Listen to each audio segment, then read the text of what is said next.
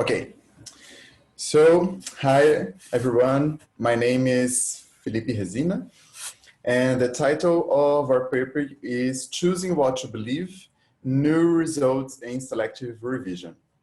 Here's a brief outline of this presentation. We will start with a motivating example, then followed by a background on the field, the main contributions of our article, conclusions, and future work. Okay, so in real situations, you don't always accept a new information when it comes to you. And it doesn't mean that you have to reject it completely.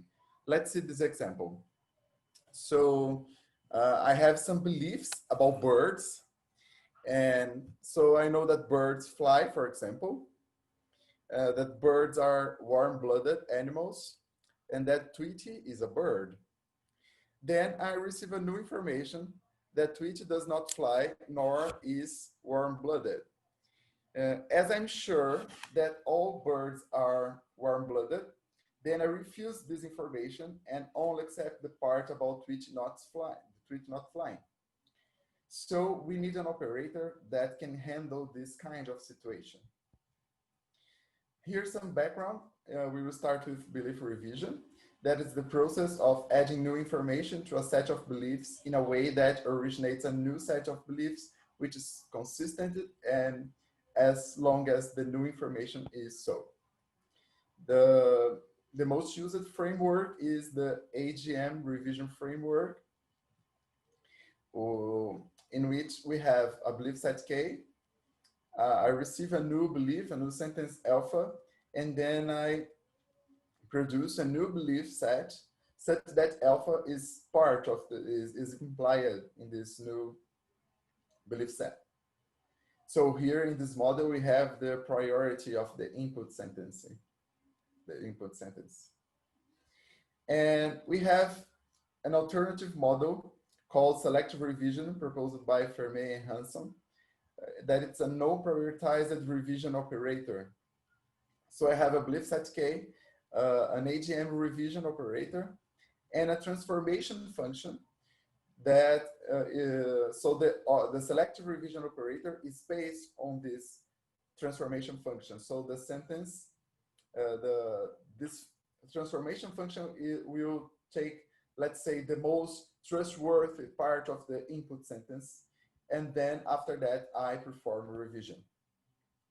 So what are the main contributions of our paper? The explored aspect of our work is the difference between working with belief sets and belief bases. The original operator of selective revision was defined for belief sets that are sets of sentences closed under logical consequence. However, this kind of epistemic model is not always desirable. Belief sets are usually infinite, what makes them hard or impossible to be computationally manipulated. And as all the consequences are in the set, you lose the difference between explicit and implicit knowledge. So using belief bases, which are not necessarily closed under logical consequence, you may obtain computational tractability and more expressive power. In addition, the original operator was also defined for classical propositional logic, and one of the assumptions is that it's closed under negation of formulas, but many interesting logics are not. So the purpose of the extensions we proposed is to make it possible to work with selective revision in these two contexts, belief bases and logics without negation. So the main contributions of this paper are the definition and axiomatic characterization of the operation, this as the symbol we defined for this base selective revision.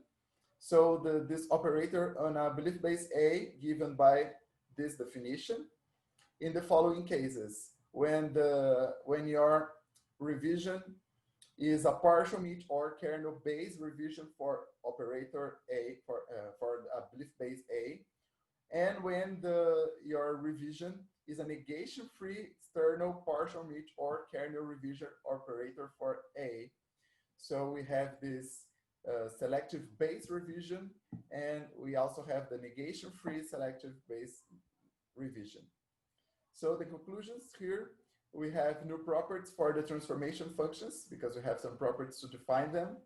Several new postulates to characterize the two new operators, and axiomatic characterizations with 8 representation theorems for several classes of such operators. And future work include to explore the negation-free selective revision for belief sets and the generalization to the multiple selective revision to consider the case when you don't have just a single sentence as input, but a set of sentences.